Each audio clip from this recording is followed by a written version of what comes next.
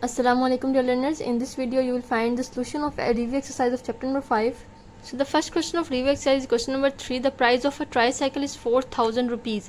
एक ट्राईसाइकिल की price 4000 rupees है, उसके ऊपर 16% अगर सेल्स टैक्स दिया जाता है एक ट्राईसाइकिल पे, तो आपने उसी तरह की 30 ट्राईसाइकिल्स पे सेल्स टैक्स फाइंड करना है. So total amount is 4000, sales tax is 16%.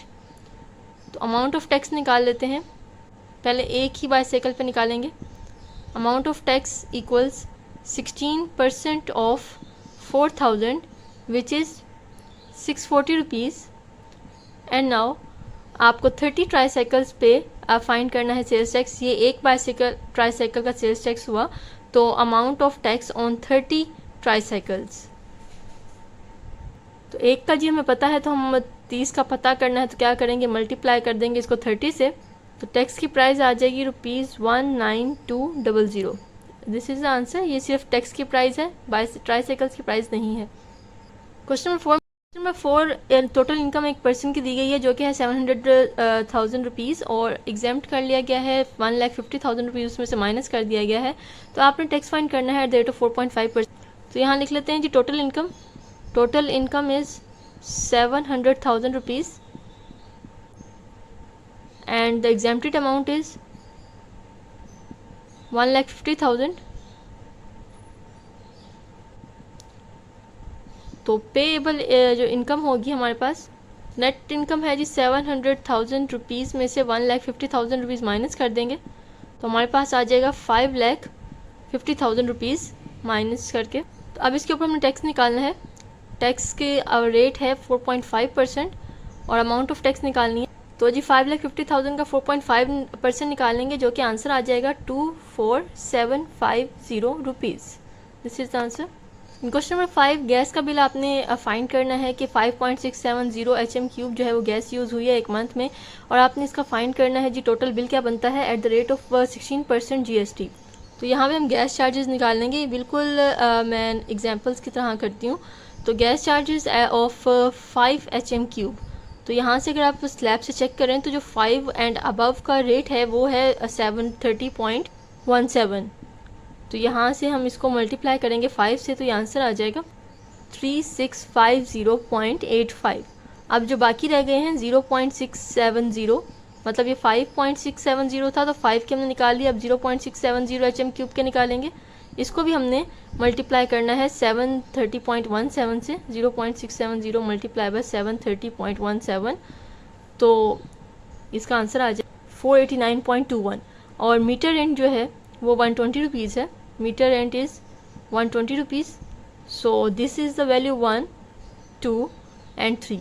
इन तीनों को आपने एडअप करना है, तो आंसर आ जाएगा 4260.06. अब इसका निकालना है आपने GST at the rate of 16%.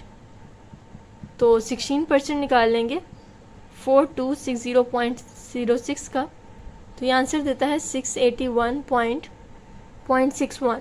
तो करंट बिल निकालने के लिए आप जो इसका टैक्स है और जो बिल की अमाउंट है उन दोनों को एडअप कर लेंगे. 4260.06 प्लस 681.61, तो ये आंसर आ जाएगा 4941.67 रुपीज़. तो जैसा कि लर्नर्स मैंने आपको एक्सरसाइज कर सोल्व करते हुए बताया था कि जो इसके आंसर्स हैं वो पीछे ठीक नहीं हैं.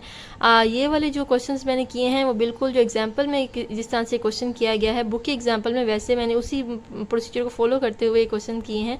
6 में जी आपने फाइंड करना है इलेक्ट्रिसिटी बिल, और यहाँ पे कहा गया जैसे एग्जांपल में सोल्व किया गया वैसे ही करना है. तो पहला जो इसका पार्ट है वो है 275 यूनिट्स. तो जी इलेक्ट्रिसिटी का बिल निकालते हुए आपको पता है कि हम फर्स्ट 100 यूनिट्स का अलग रेट है और नेक्स्ट 200 यूनिट्स का अलग रेट है. तो फर्स्ट 100 यूनिट्स का रेट है जी 2.65, और इसको याद करना मुश्किल नहीं है. 2.65 मल्टीप्लाई बाय 100 करेंगे तो आपके पास आ जाएगा 265 रुपीज़.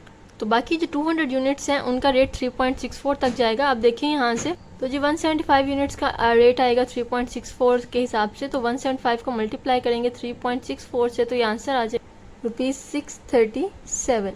तो ये 1 और ये 2 आ जाएगा. तो जी टोटल जो 275 यूनिट्स हैं उनकी टोटल कॉस्ट निकालने के लिए इनको एडअप कर देंगे. 265 प्लस 637 विच इज़ 902 रुपीज़. अब इसके ऊपर जो हमने टैक्सेस होते हैं वो हमने फाइंड करने हैं. तो जी ऊपर टैक्सेस निकालने होते हैं वो हमारे पास होते हैं। पहला तो होता है एक्साइज ड्यूटी जो कि होता है 1.5% पे, इनकम टैक्स होता है 1.6% पे, इलेक्ट्रिसिटी ड्यूटी जो है फिक्स होती है 62.52 और पीटीवी फी भी फिक्स है 25 रुपीज़। तो ये आपने परसेंटेजेस निकालनी है इसकी जो कि अमाउंट है उसकी, और ये जो दो हैं ये आपको वैसे ही याद रखनी पड़ेंगी और जो डेट्स हैं वो भी आप खुद याद रखेंगे।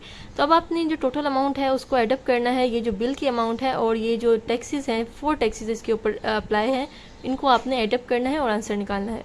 तो टोटल आ जाता है जी 1017.48 ऑफ 275 यूनिट्स। नेक्स्ट पार्ट है जी 200 यूनिट्स। इसमें फर्स्ट 100 यूनिट्स की प्राइस जो है वो 2.65 के रेट के हिसाब से 265 आएगी और नेक्स्ट जो 100 यूनिट्स रह जाते हैं वो आएंगे 3.64। तो टोटल 200 यूनिट्स की कॉस्ट आ जाएगी 629 रुपीज़। उसके बाद जिसके ऊपर टैक्सेस निकाल लेने हैं 609 रुपीज़ पे। तो एक्साइज ड्यूटी 1.5%, इनकम टैक्स 1.6% पे निकालेंगे।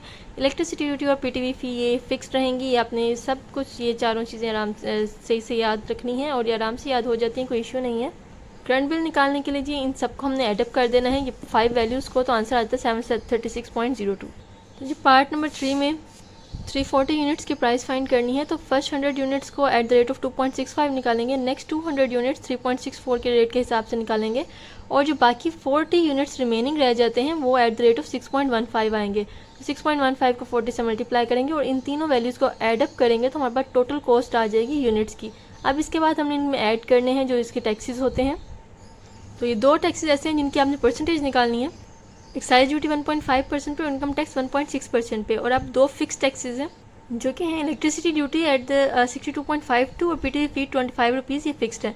अब करंट बिल निकालने के लिए इन पाँचों वैल्यूज़ को आपने एडअप करना है तो आपके पास टोटल बिल आ जाएगा 1364.93 रुपीज़। इसका आंसर पीछे बुक में गलत दिया हुआ है। लास्ट पार्ट है जी 285 यूनिट्स। तो इसमें हमने फर्स्ट 100 यूनिट्स का 2.65 के हिसाब से निकालेंगे और जो बाकी 185 यूनिट्स रह जाते हैं वो 3.64 के हिसाब से। मतलब जब तक 200 यूनिट से ऊपर नहीं जाता तब तक रेट 3.64 ही रहेगा। टोटल कॉस्ट निकालने के लिए इनको एडअप करेंगे तो आंसर आता है 938.4। अब जो इसके ऊपर टैक्सेस अप्लाइड होते हैं वो फाइंड करेंगे। तो जी टैक्सेस हमने निकालनी है excise duty, income tax, electricity duty और पीटीवी फ़ी। तो इन सब को हमने एडअप करना है। अब एडअप करके टोटल बिल की अमाउंट आ जाती है 1055 रुपीज़। क्वेश्चन नंबर 7 में है जी एक पर्सन है जिसकी जो ग्रोस मंथली इनकम है वो है 75,000 रुपीज़ और जो डिडक्शंस हैं वो 3 डिडक्शंस हैं जो कि इनकम टैक्स की डिडक्शन है 1500 रुपीज़, फिर बिनोवलेंट फंड 1200 रुपीज़ कट जाता है और जीपी फंड कट जाता है जी 1800। तो बाकी जो उसकी नेट इनकम है वो कितनी बचती है, तो जस्ट सिंपल इसको माइनस कर लेंगे तो ये आंसर आ जाएगा ₹70,500 रुपीज़। ये उसकी टोटल अमाउंट बचेगी after deduction. These are the 3 deduction. Was the solution of chapter 5 review exercise. Kindly send your feedbacks and comments, and you can also tell me about the next content I should make the video on. Thank you so much.